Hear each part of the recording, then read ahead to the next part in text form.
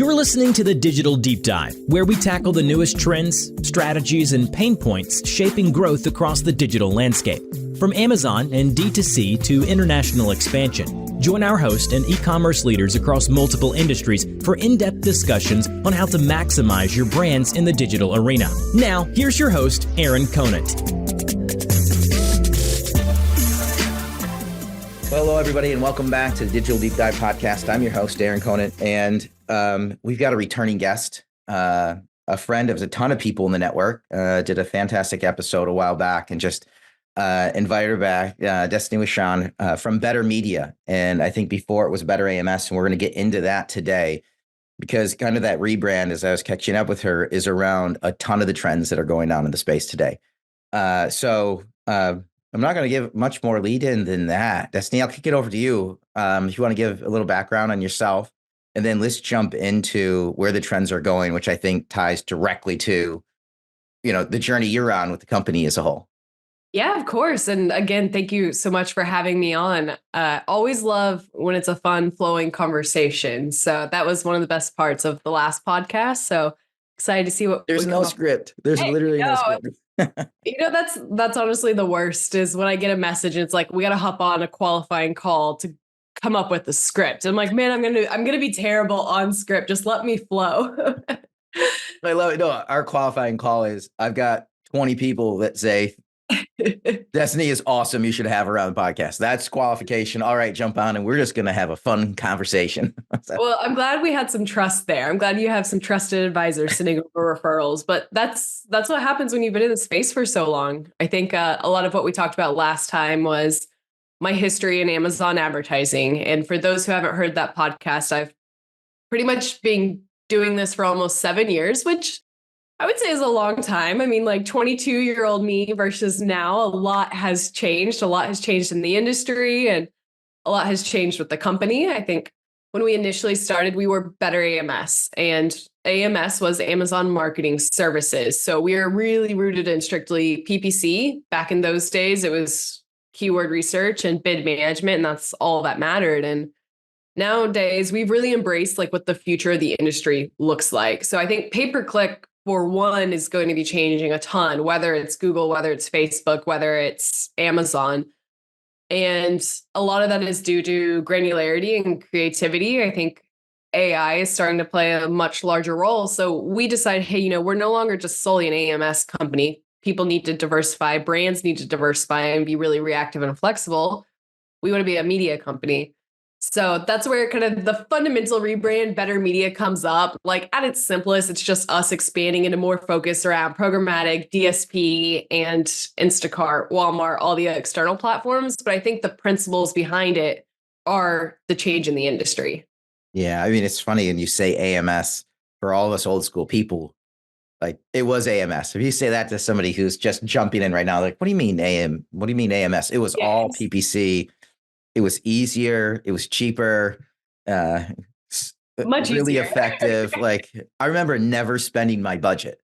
Yeah. Right? Like 17-cent bids, and you could just cast the most wide net, and it was going to be profitable. Right. And then it didn't. I just kept upping the budgets, and it literally like I would rarely hit it, and then I would after right now you set a budget of $5,000 in a week, you blow through it in a day. I'd set that. I would run through it for multiple weeks. Yep. And still, I mean, we got to like 9 number 1 bestsellers. Like we're just crushing it with printing money. Now, the AMG side was a different story back in the day. AMG, Amazon Media Group. I remember the first time I was thrown onto an AMG call, and it was with the number 1 product on Amazon at the time. And I got thrown into AMG. And of course, I'm coming from a private label background of, hey, every nickel matters. Like you got to have a great call. And AMG opens up with something along the lines of, we want to spend $70,000 on display. And, they have the exact same template still to this day that they did when it was Amazon Media Group 6 years ago. And they were like, well, we're going to serve 500 million impressions or something. And I said, okay, I remember asking, what is the ACoS on that? And they're like, oh, we don't track that. Yeah, we don't track that. And I was like, huh.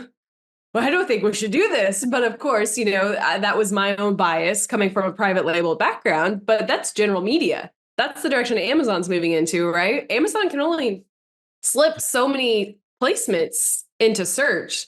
So Amazon's becoming a media company. They're having all these crazy buys. They're having the prime, advertising rollouts, and so are we.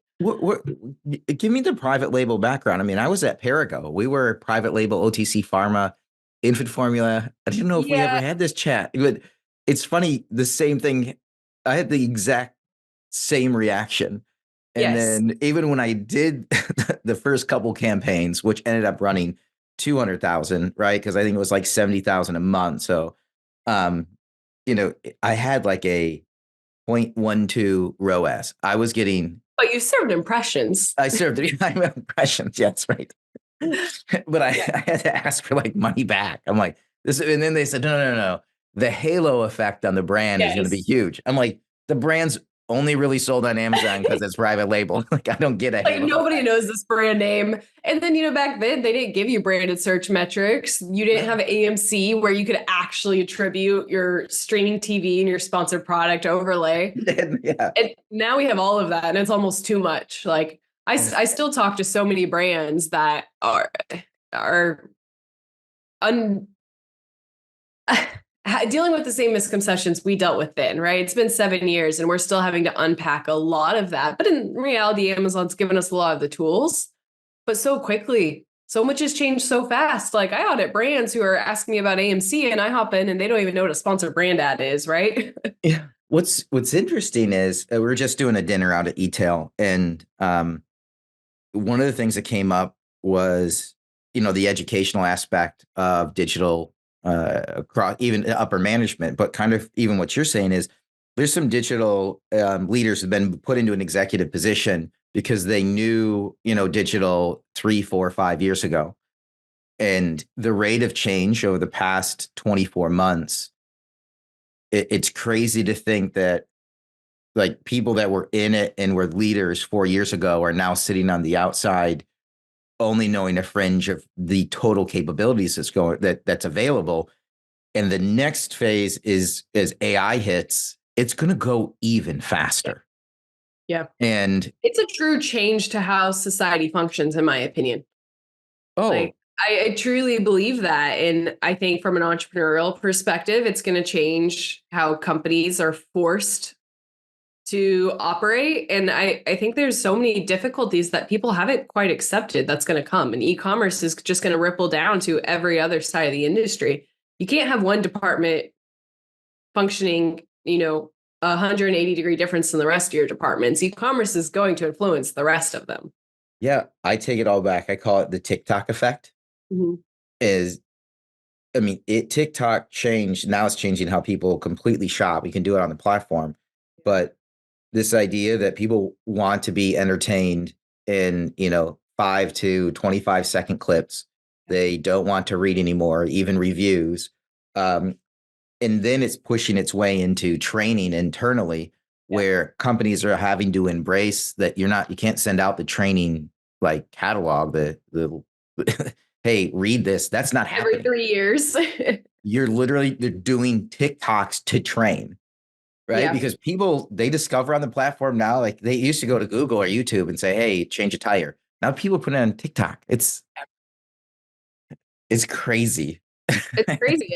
Everything moves so quick. And, to your point, something I've definitely struggled with as an entrepreneur. My whole brand was built on my personal Amazon advertising expertise and education. Right. And there's a level of that I never want to walk away from. Like, I'm passionate about the industry in itself. But I got to split my time between also growing as an entrepreneur and a leader while trying not to lose touch of every single update that's being rolled out. And it's a hard balance. Thankfully, we've hired an incredible team, which has really assisted in funneling things to me that are important. But I struggle. Like, I feel like I'm never catching up. And obviously, when you're on LinkedIn and social, you're just in a mirror of everyone else who's an expert in the space. And it never feels like enough. That I think anybody listening to this, it's an entrepreneur, even people who are leaders in their company are thinking the exact same thing. Yeah. Like, and all I do is talk to leaders all day, every day in the space. And it's like, I always feel like I'm behind. Yeah. And I don't necessarily think we're way far behind. I don't know. I mean, there's obviously probably a few people out there, but it is a struggle, I think, for everybody right now is how do you keep up? And I think part of it, I don't want to lose that, like, hey, I have to constantly be learning because I want to stay on top of my game. But then, being able to have some kind of peace about the fact that I'm never going to know it all, obviously, and that I've just got to surround myself with the right team and the right people to kind of, like you're saying, keep you informed. Yeah. But you're on, I mean, yeah, on LinkedIn. I mean, I love LinkedIn because there's so much cool things. And I sometimes that's my rabbit hole. I'm not on other social media. I can't. Yeah. LinkedIn's totally my rabbit hole. Yeah. I get it. I mean, I got super lucky. I feel like I started building my brand really early on just because I was too intimidated to build it anywhere else. I wasn't going to go to YouTube or Instagram. And I was like, yeah, I'll post on LinkedIn. I have no followers there. And then I kept posting and it kind of took off and ended up being fantastic for us. And I think I'm like 500 followers away from 40,000, which is cool. But we'll serve around, I think, 5 million impressions as a team on LinkedIn through content. So it's kind of cool to just be like, hey, we're affecting people. We're training. Yeah. So you're one of the people I follow. I don't follow a ton. You're one, and you put out awesome content, and totally appreciate that for sure. So, and I know it's hard work. Like I try to post as much as I can. I just don't. It's hard. It's hard work to put out good content.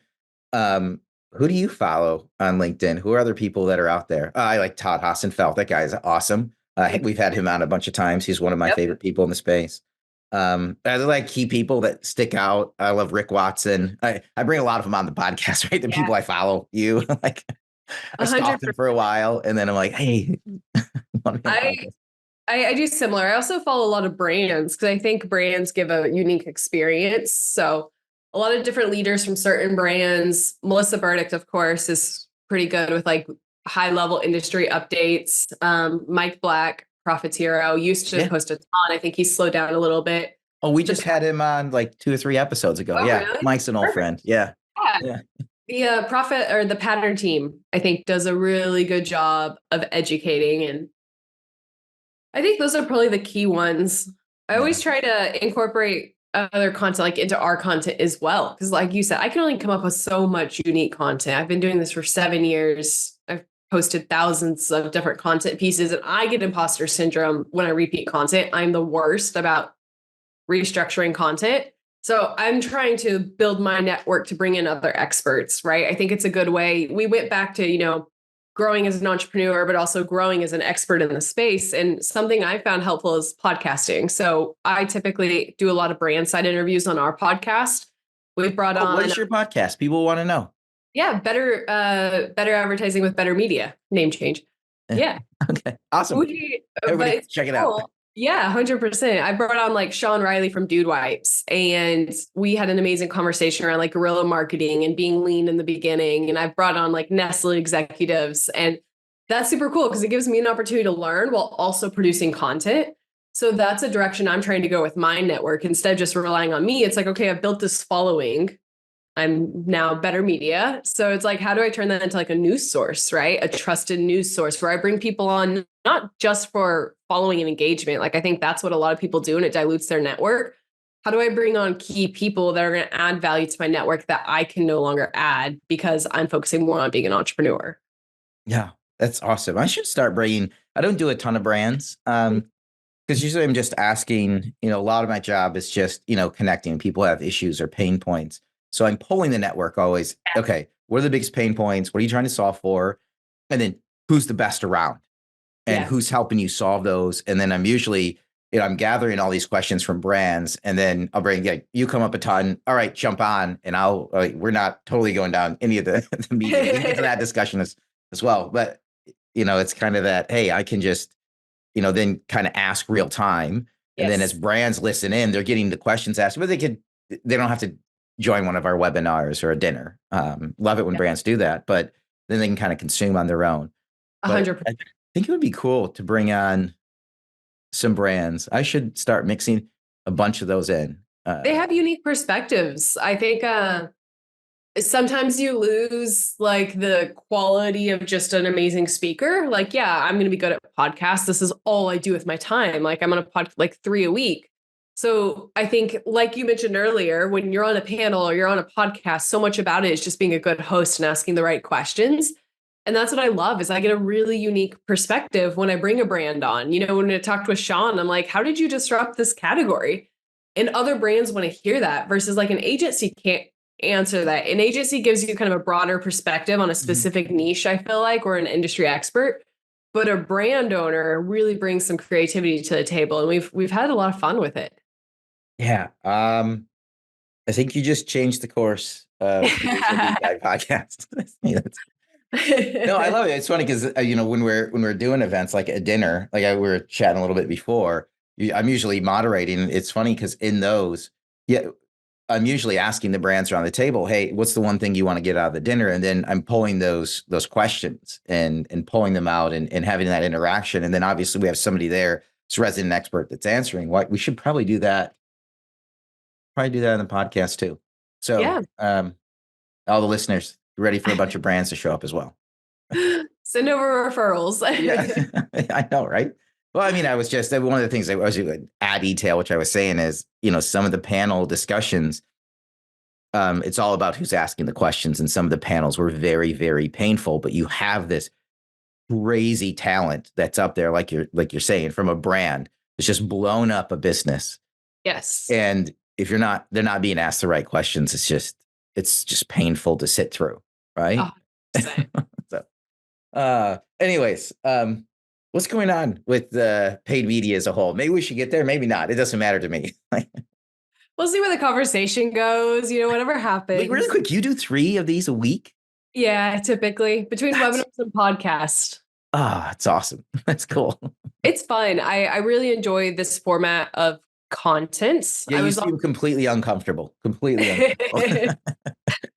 I do love it when you jump on and it's just basically like, I don't need a script. Let's just roll. Let's just go with it. It's fun because I think everyone has a unique audience. So yesterday I talked about international expansion, but from the perspective of going from Europe to US and what to expect there. And everyone's audience brings a unique view. And something I struggle with written content or LinkedIn content is it's almost too broad, I feel like. And I'm a big believer, especially in e-commerce, that there's no one size fits all solution. Don't ask me what the average ROAS is. Don't ask me to forecast your sales. It's so dependent on every individual brand. And I think that's what's fun about this style of chat is your audience best. I can provide a more custom answer to your audience. Same thing with webinars or live fireside chats or Q&As. It's that ability to connect and actually provide a solution that's a lot less scalable, but a lot more customized. And I think, going back to your original question of what am I seeing in the space? And it's more of that is needed.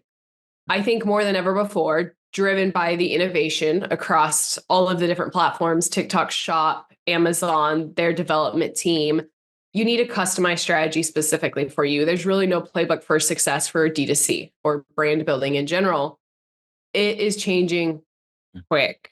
I think on the Amazon advertising side, which is probably where I have the deepest set of knowledge, it's insane the things that we have access to, whether it's AMC, whether it's the changes they're making on the DSP side and what we have access to there. I mean, they just opened up Amazon Prime to being able to serve ads. And that's insane because it's no minimums, no commitments. You can serve an ad directly on Prime. And it's think about the OG days 20 to 30 years ago. That was insanely powerful to see your product on the TV. Now we have the ability to do that with audience insights, with feedback and data. And I think those things are really cool. That's great. So there's no minimums. I mean, but that's crazy. Because the targeting that you can get to. Yeah. It's still broad, I would say. And I think Amazon made it broad initially in the beginning. And as they have more people adopting it, they're going to allow us to be a lot more granular. But on just streaming in general, you can go into advertising console. You don't even need DSP and you can launch a sponsored TV campaign. Now there's a barrier to entry, I think, with commercial grade creatives, of course, but for $5, I don't know if it'd get you any impressions. you can create a sponsored TV campaign. Like that's absolutely insane. And I think it's going to unlock a lot of opportunity for a lot of mid-sized brands who have never been able to compete with the minimums of a Johnson & Johnson or a Procter & Gamble. It's especially if they're going to be able to grab those spots faster, right? We see those big behemoths that takes them a while to adopt something new. And that's Typically takes 3 months to get a budget approved because you're usually doing quarterly planning at QBRs.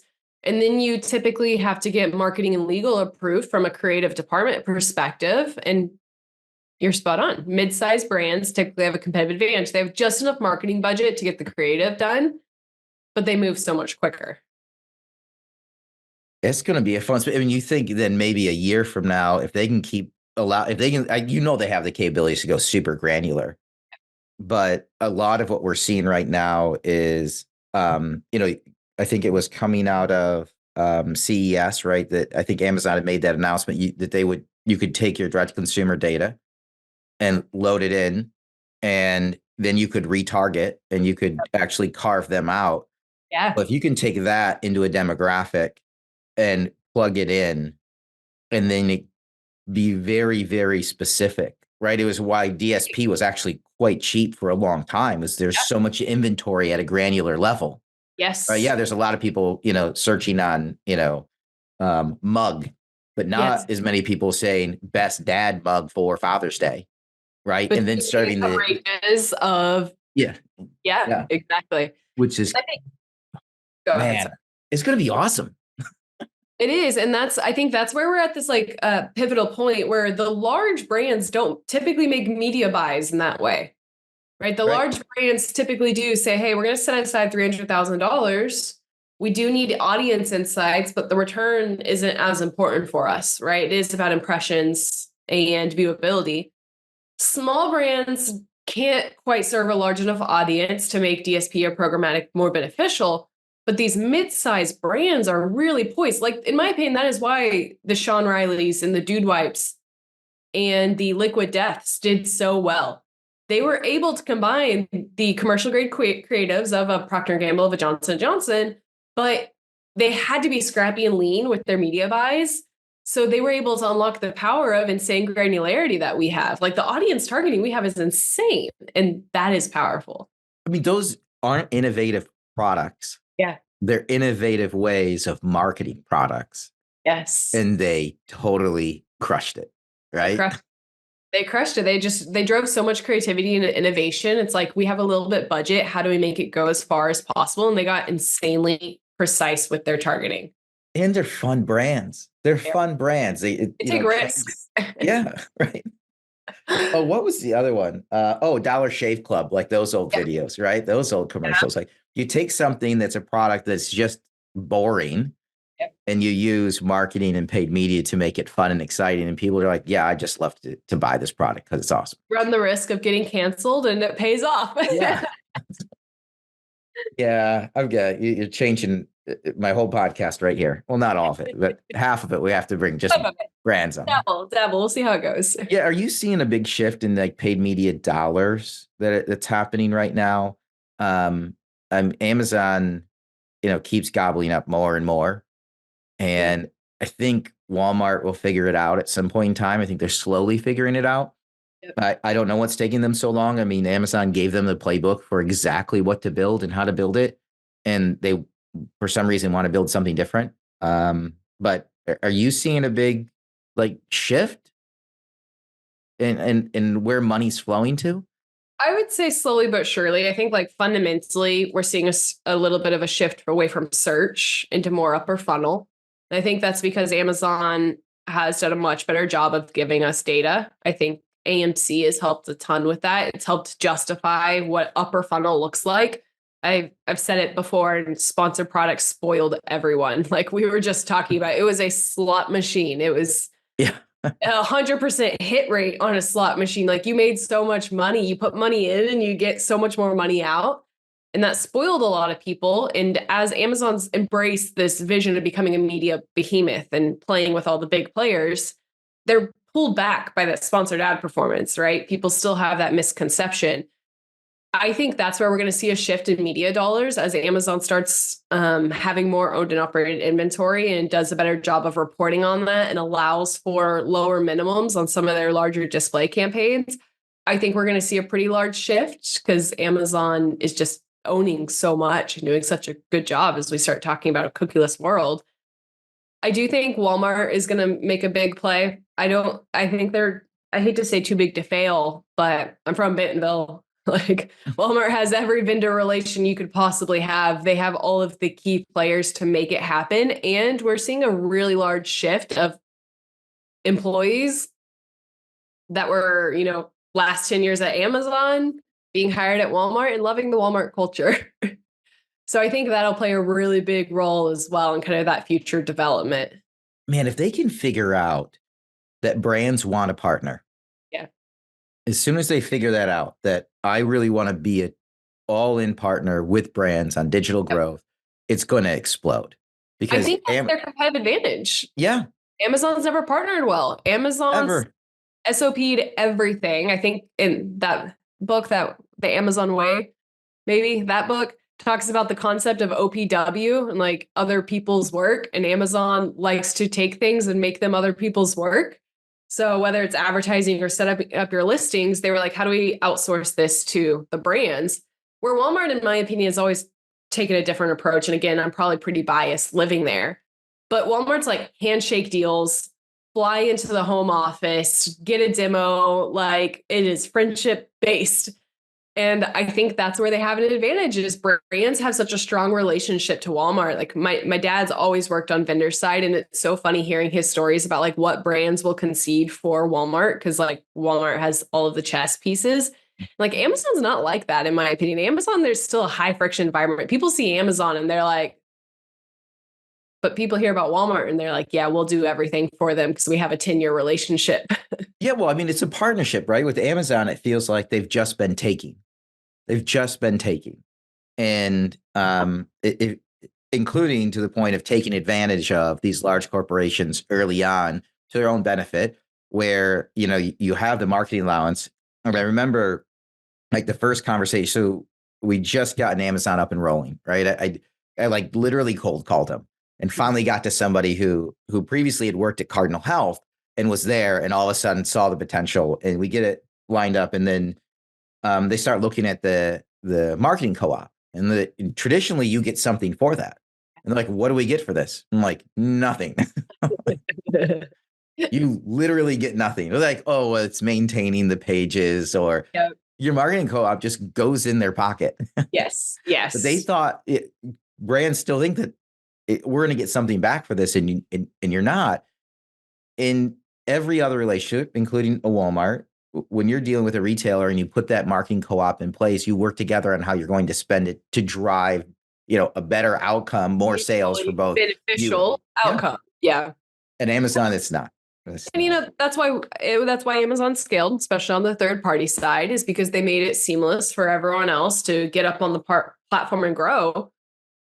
But we're also seeing a shift where I think Amazon's realized who's driving the most volume, who's driving the most Amazon advertising budget, and it's the brands that made Walmart successful. So like, I know it's kind of a big argument of like what made Amazon successful was the diversity in their products and the third-party marketplace. But Amazon needed that diversity to get ahead of Walmart. And now they're like, okay, we are ahead because of all of the vendors, brands that have now moved over. Maybe we need to shift focus. I mean, that's why search is so saturated.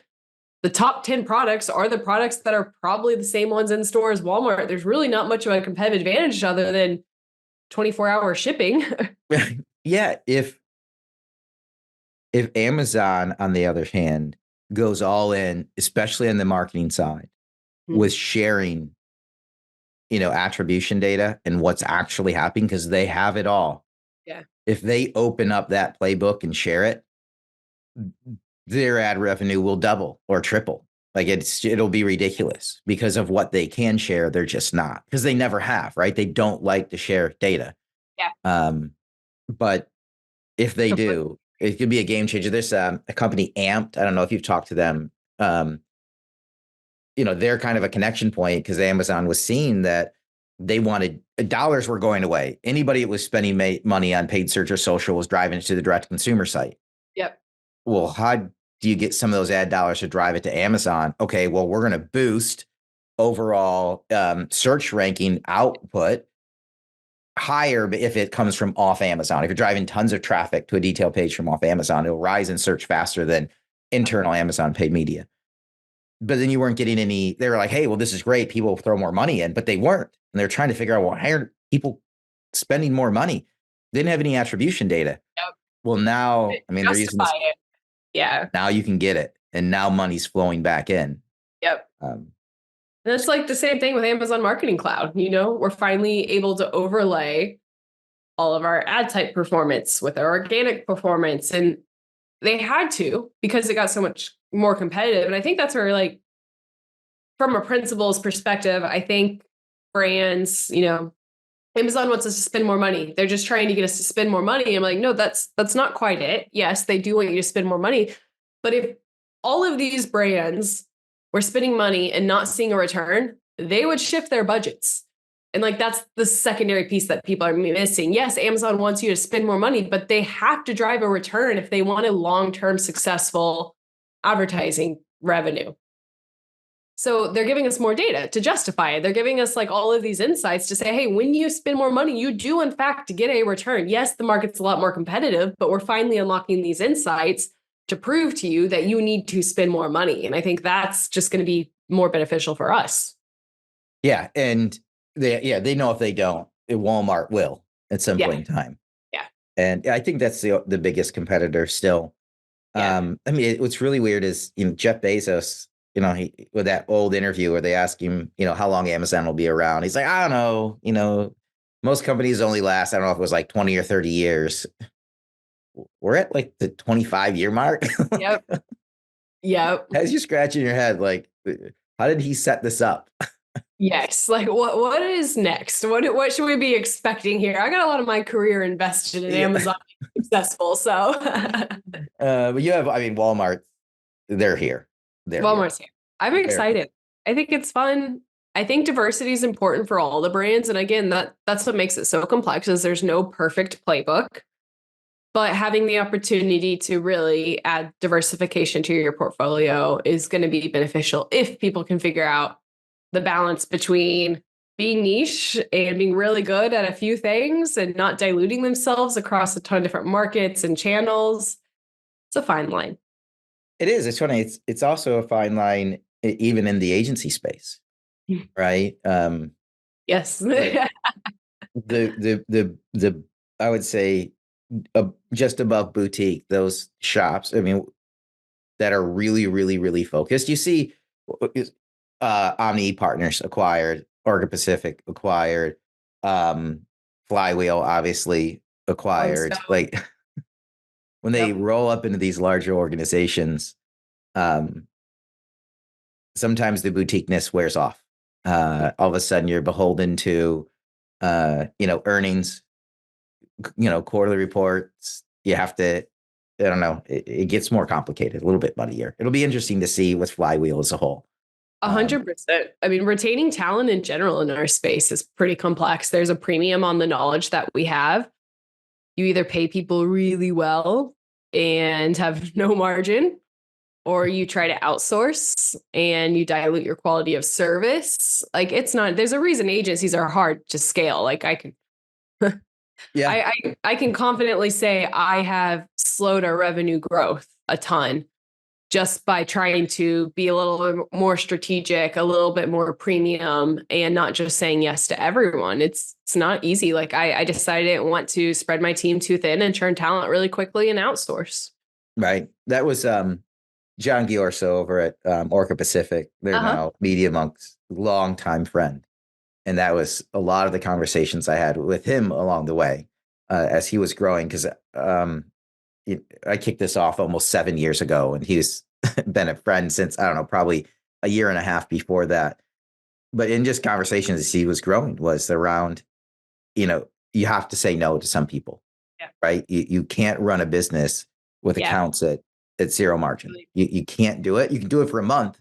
You mess up and say, hey, sorry, I'm going to throw 5 people at this and we're going to get it fixed. But you can't just sign people just to sign people. Yeah.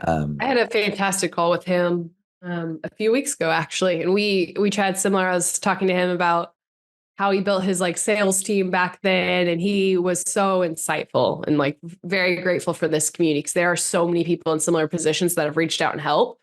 But we ran into the same thing. I had someone go on LinkedIn and make a not very kind comment about us because we turned them down and went and audit their business because they weren't a good fit for us. And it's so difficult. I mean, especially when you're a nice person and you just that was the part that kind of hurt. I was like, man, I for the longest time, and even still, I've take so many calls and like try to assist and try to make it as scalable as possible. But you can't. Like I had to hit this point where I was like, I can't. You're running a business. You're growing a business. Yeah, it's tough. But yeah, I'm a people person. I love to help people out. And so it's tough, especially when people view it that way. Yeah. Right? You're genuinely a good person. Everybody that meets you thinks you're fantastic.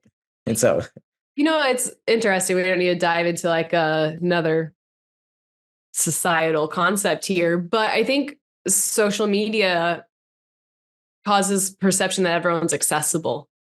yeah. Because I answer everything on social. I try to answer with looms or comments or YouTube videos, things like that. So I think it almost causes this, like, people expect responses and you to take care of them. And that's kind of an interesting thing as well. Like, I can't imagine 30 years ago, someone coming up to the CEO of a company and being like, you need to help me. Yeah. But like social, they do. You are more accessible for a time being. I answer emails and I carve everything else out. I mean, I will get to LinkedIn because I do value content that's there. I do get to LinkedIn. I answer emails. I struggle with email. Email's like my weakness. Yeah. Mine is it's just texting.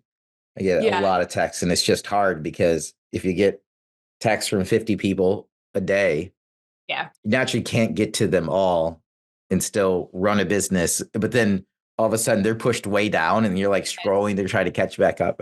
I try to get to it. It's just not my number one priority. It's email first because that's the easiest because I'm sitting in front of my computer moderating. But phone calls are another one I struggle with. This is a big generational gap though. I've realized, like, the generation is just like 10 years older than me. It's like, let's just hop on a call. Yes. Like, absolutely not. I am not. Send me a voice memo. Me. I am not. Age me now. Call if you put it on my calendar at the exact same time, I will 100%. I have 20 minutes to prepare. I know what I'm getting into. If you call me, I don't know what you're calling me about. And it overwhelms me and I'm anxious. And I'm like, no, if you send me a text, say, hey, can we chat about this? And then call me. Yeah, we're good. But my mind immediately goes to like, something's wrong. Oh my gosh, this is traumatic. And I don't answer. Well, no, if I ever just randomly call you, it's always good. It's always good. I'll keep that in mind. I may answer the next one. I'm totally a caller. When something pops into my head, I don't want to type it out. I cannot wait for the time where everything is just conversational. I don't have to type in a Google search. I was just rewatching that movie, Her. Have you seen Her with Joaquin Phoenix? You have to watch it. It is awesome. So it's an operating system and it goes off you just put in your earbud and it's completely conversational. Anyways, that's where this whole thing is going. Now in it, he actually develops, he like falls in love with his operating system and Milwaukee is awesome. It's a fantastic movie, but that's where we're going. What's that? I was going to say one quick thing. When that movie came out, I remember being like, this is so weird. Like the whole concept of it. Cause it was a while ago, right? Like 5-6 years ago. At least. Yeah. Yeah. And now retelling the concept of it, it's like a lot less crazy. Like we've had that many developments in AI and things like that. I'm like, I totally didn't watch it when it first came out, but somebody was like, hey, you should later on because you live in this space. And over the past, I had to rewatch it because, a couple of years ago, it's like, oh, I can see it. Now you're like, I totally see it. That's funny. I've been picking your brain. Any questions for me? Like, this has been fantastic. These are my favorite type of podcasts. It's just no necessarily topic. We got into a little bit around paid media on Amazon, but the other stuff, but I don't know. Is there any questions you have for me? You talk to a lot of entrepreneurs, a lot of experts in this space.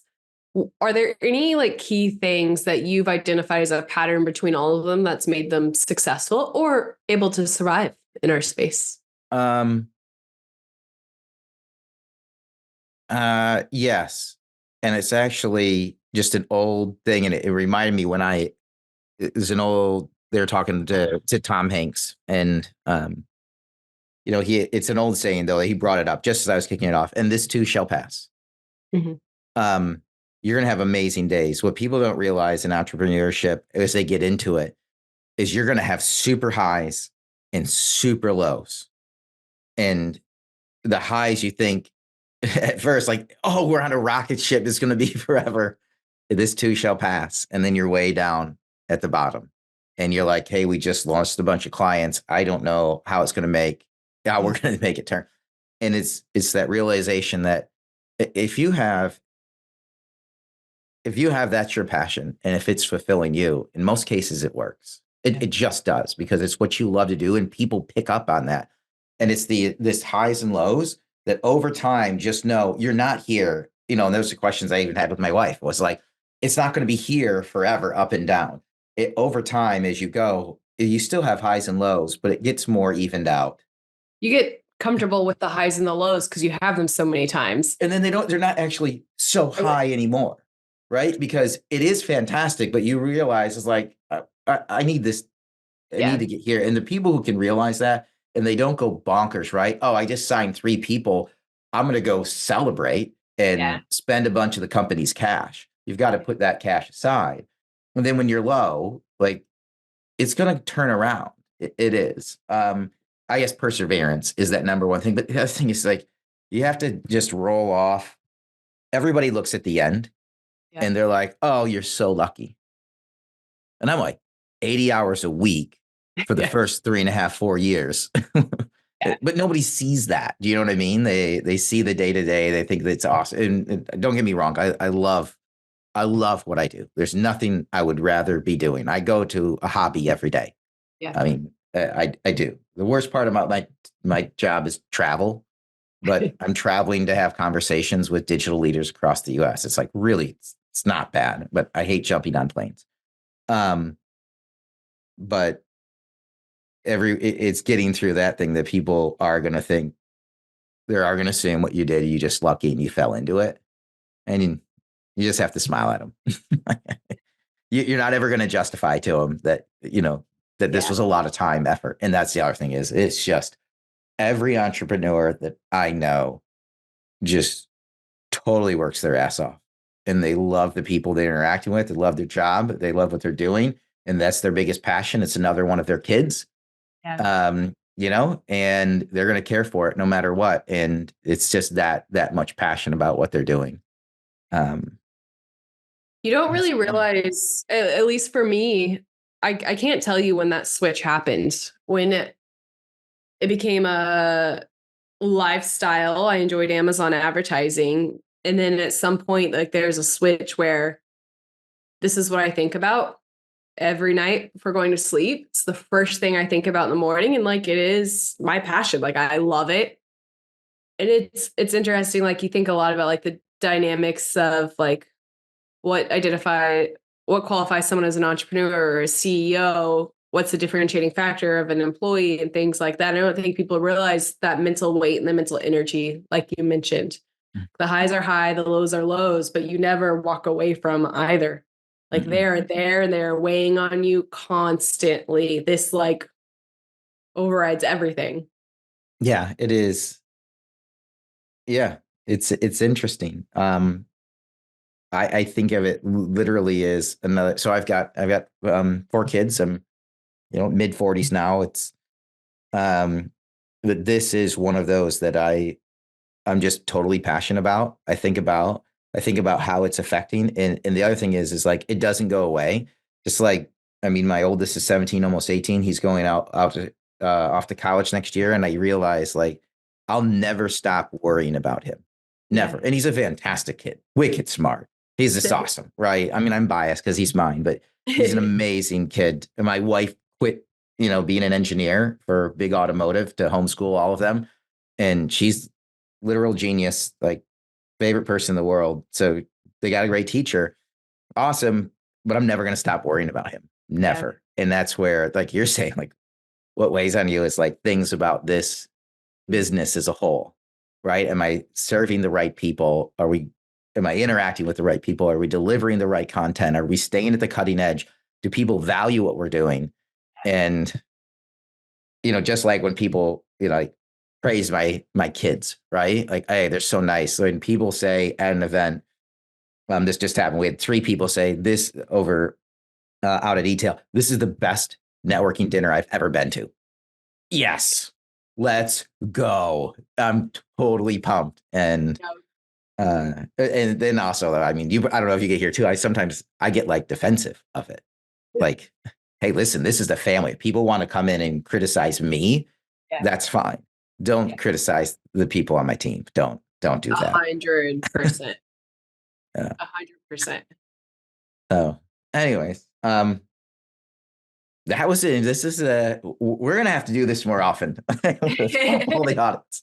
Because this is super funny. Because this is like what I would say this is usually this is like a conversation that I have with people or we've had, but just not hit record on it.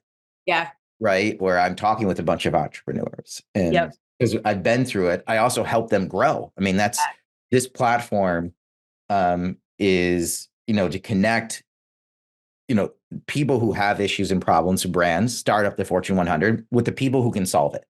And I talk to the brands to say, hey, who actually works and who doesn't. But a lot of times, these conversations get, separated. And this has been super fun.